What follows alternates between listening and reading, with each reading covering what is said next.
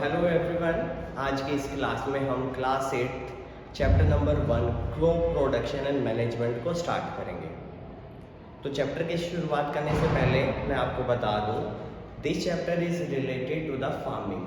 ठीक है, जो भी हम क्रॉप प्रोडक्शन करते हैं, क्रॉप मीन्स अगर हम एक ही टाइप का प्लांट ग्रो करते हैं एक बड़े लार्ज एरिया में, उसको तो हम क्रॉप कहते हैं। तो किस तरह से मतलब एक बीज से एक बड़े प्लांट का ग्रो होना और उसको अच्छे से मैनेज करना और मार्केट तक प्रोवाइड करना, किन किन चैलेंजेस का सामना करना पड़ता है, कौन कौन से स्टेप्स हैं और कौन से स्टेप के बाद कौन सा स्टेप आता है।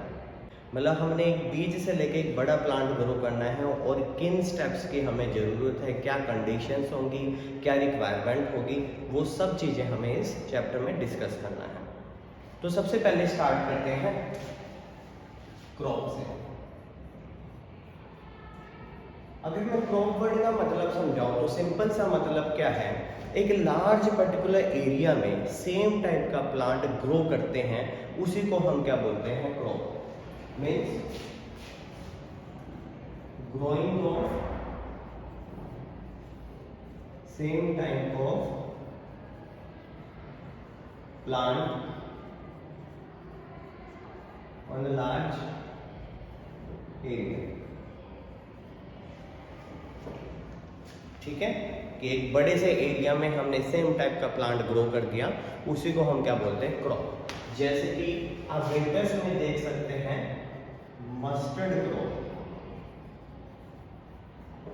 ठीक है, मस्टर्ड के बहुत बड़े बड़े खेत होते हैं पूरे येलो कलर के। ठीक है, उनके प्लांट्स जो उनके फ्लावर्स होते हैं वो येलो कलर के होते हैं, बहुत ही सुंदर लगते हैं। एक लार्ज पर्टिकुलर एरिया में सेम टाइप का प्लांट है तो उसको क्रॉप कहते हैं। डिफरेंट प्लांट्स डिफरेंट टाइप के क्रॉप्स, जैसे कि लीची के बागान हो गए, सेब के बगीचे हो गए, ऐसे जो भी होंगे उनको हम क्रॉप बोलेंगे। अब चैप्टर की शुरुआत जब हम कर रहे हैं तो आपको ये पता होना चाहिए कि आप फूड पे क्यों डिपेंडेंट हैं। फूड बेटा इसलिए डिपेंडेंट नहीं है कि हमें पेट भरना, इसलिए डिपेंडेंट है क्योंकि फूड से ही हमें एनर्जी मिलती है। ठीक है, फूड क्या प्रोवाइड करता है, फूड प्रोवाइड अस एनर्जी। और एनर्जी का तो आपको पता ही है, energy is the capacity to do work. ठीक है, ये एक ऐसी कैपेसिटी है जो कि हमें कोई भी काम करने में हेल्प करती है। कितने सारे ह्यूमन एक्टिविटी है, खेलना है, दौड़ना है, स्कूल आना है, पढ़ना है, लिखना है, सोना है, मतलब कोई भी वर्क है उसके लिए आपकी एनर्जी कंज्यूम्ड होती है। इंटरनल बॉडी फंक्शंस कितने सारे हैं, डाइजेशन है, सर्कुलेशन है, रेस्पिरेशन है, एस्पिरेशन है, रिप्रोडक्शन है, मतलब इतने सारे फंक्शंस कर रही है बॉडी, तो उसको एनर्जी की तो रिक्वायरमेंट है ही है। और वो कहाँ से मिलेगी, फूड से। अब जो ऑर्गेनिजम्स हैं वो डिफरेंट टाइप ऑफ फूड्स पे डिपेंडेंट है। जैसे कुछ ऑर्गेनिज्म सिर्फ प्लांट्स प्रोडक्ट पे डिपेंडेंट है, जिनको हमने हर्बीवोरस पढ़ा था क्लास 7th में। कुछ सिर्फ एनिमल्स के फ्लैश पे डिपेंडेंट है, जिनको हमने कार्निवोरस बोला था। और कुछ ऑर्गेनिज्म ऐसे हैं जो कि बोथ प्लांट एंड फ्लैश यानी बोथ प्लांट एंड एनिमल पे डिपेंडेंट है, उनको हमने ओमनिवोरस पढ़ा था। और कुछ सेप्रोफाइट्स भी होते हैं जो कि डेड एंड डीके मैटर पे डिपेंडेंट होते हैं। कुछ पैरासाइट होते हैं जो कि होस्ट पे डिपेंड करते हैं। ये सब हमने क्लास 7th में पढ़ा था। ठीक है, यहाँ हम पढ़ रहे हैं कि जो डिमांड है प्लांट्स प्रोडक्ट की वो कैसे पूरी की जाए, क्रॉप्स को हम कैसे ग्रो करें, कैसे मैनेज करें, उसी के बारे में हमने इस चैप्टर में पढ़ना है। मोर देन 10,000 BC ईयर्स जो फार्मिंग है वो प्रैक्टिस की जा रही है। नॉमेडिक ट्राइब्स होती हैं जिनको बोलता है घुमंतू। ठीक है, बंजारे बोल सकते हैं।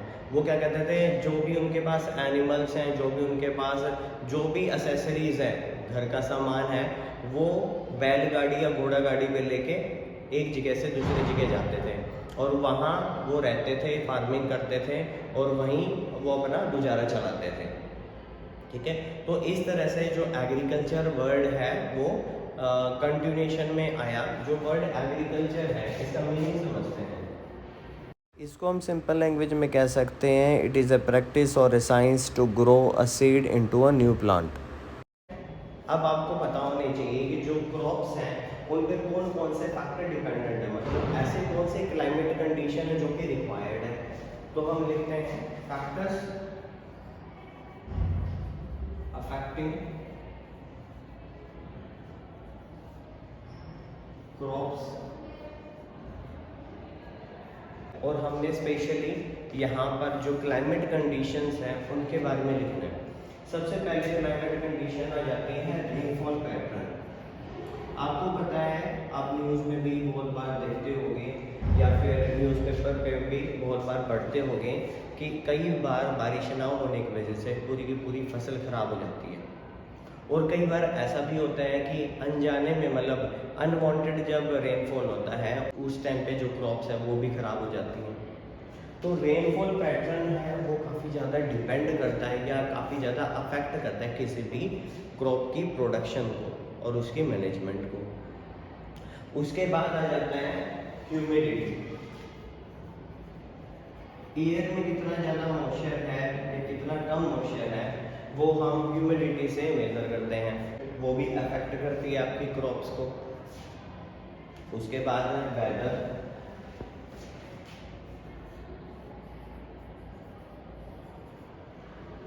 देखो बच्चे, ऐसा नहीं है कि एक ही टाइप के प्लांट को हम ऑल ओवर द ईयर हम ग्रो कर सकते हैं। कुछ हैं, ठीक है, एक्सेप्शनल हैं, लेकिन ज़्यादातर प्लांट्स क्या है वो स्पेसिफिक सीजन में ही ग्रो होते हैं।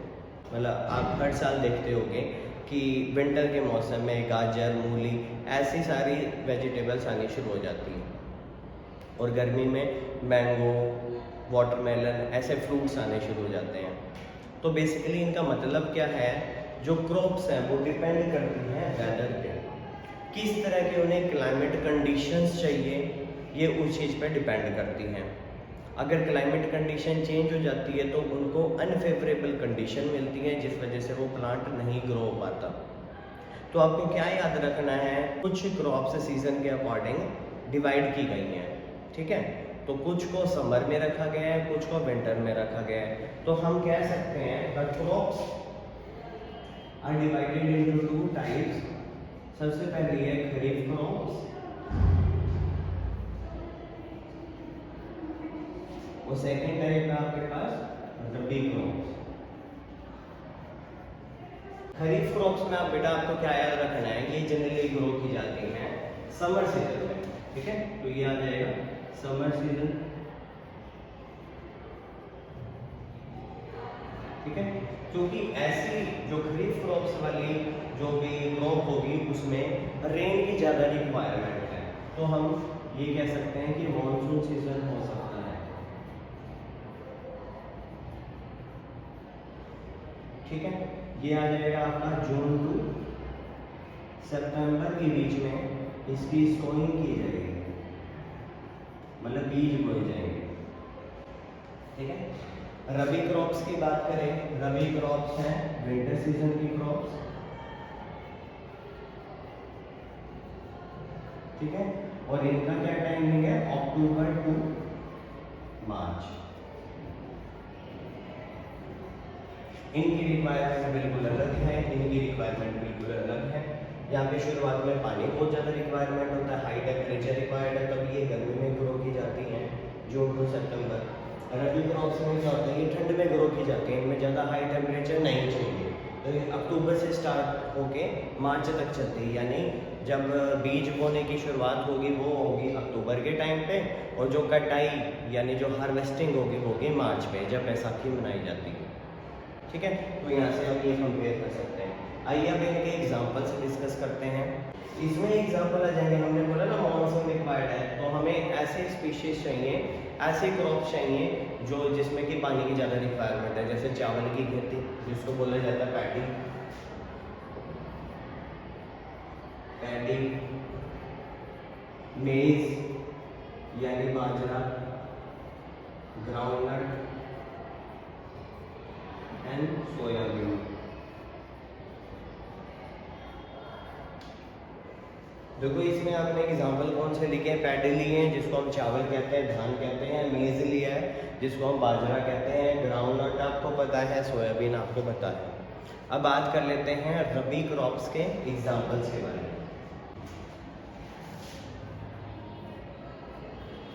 वीट, ग्राम,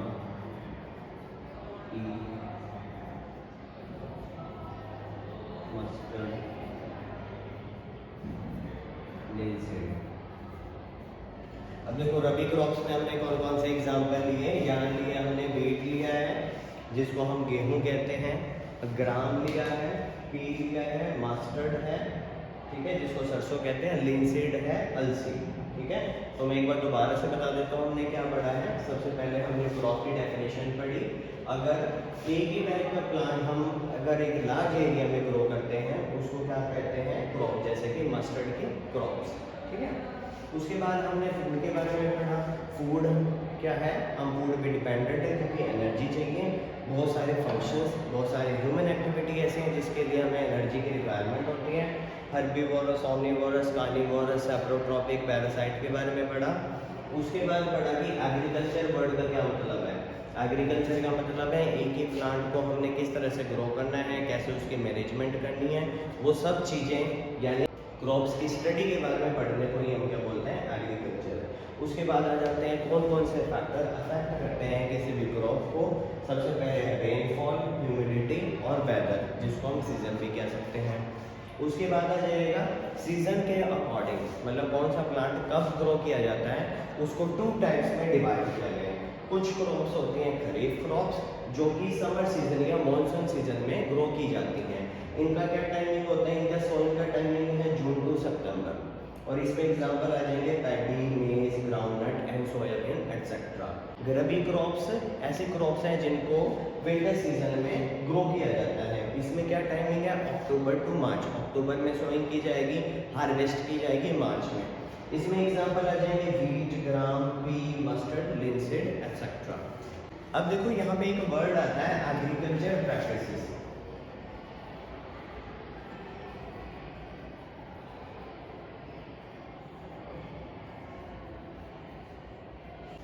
फार्मर्स ऐसा तो नहीं करते कि उन्होंने सीड लगा दिया और 3-4 महीने के बाद आए एक नया प्लांट ग्रो हो रहा है विदाउट एनी केयर। ऐसा बिल्कुल भी नहीं होता। एक सीड से प्लांट बनने का सफ़र काफ़ी बड़ा होता है और उसके बीच में जो रिक्वायरमेंट होती हैं और जो कंडीशंस होती हैं वो भी डिफरेंट होती हैं। यानी हम कह सकते हैं जैसे एक बच्चे का ध्यान रखा जाता है कि वो छोटे से बड़ा होता है, ऐसे ही एक सीड का भी ध्यान रखा जाता है जैसे वो बड़ा होता है। तो farmer in the main period क्या करता है, उसका ध्यान रखता है। वो कोई भी स्टेप लेता है, कोई भी उसकी रिक्वायरमेंट को फुलफिल करता है, उन्हीं को हम एग्रीकल्चर प्रैक्टिसेस कहते हैं। यानी एग्रीकल्चर प्रैक्टिसेस में वो सारे स्टेप्स आ जाएंगे जो कि एक सीड से प्लांट को ग्रो करने में हेल्प करते हैं और उसकी मैनेजमेंट में भी हेल्प करते हैं। तो यहाँ पे कुछ स्टेप्स हैं, वो सारी चीज़ें फॉलो होनी चाहिए किसी भी ग्रोथ ऑफ द प्लांट के लिए, ठीक है। तो मैं वो आपको स्टेप्स बता देता हूँ और नेक्स्ट वीडियो में हम उन स्टेप्स को अच्छे तरह से डिस्कस करेंगे। सबसे पहला जो स्टेप आता है that is the preparation of soil.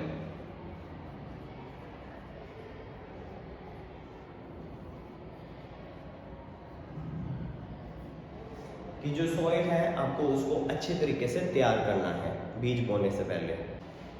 इसके बाद आ जाता है सॉइल जिसमें बीज को बोया जाएगा। इसके बाद आ जाएगा एडिंग मैन्योर और फर्टिलाइजर। सॉइल का मतलब है बीज बोना, और मैन्योर और फर्टिलाइज़र मैं आपको बताऊंगा कि कैसे सॉइल की फर्टिलिटी कम हो जाती है और उसको बढ़ाने के लिए मैन्योर और फर्टिलाइज़र का यूज़ किया जाता है। उसके बाद आ जाता है इरिगेशन, जिसको बोलते हैं सिंचाई। Large amount of water is required, protection from weeds,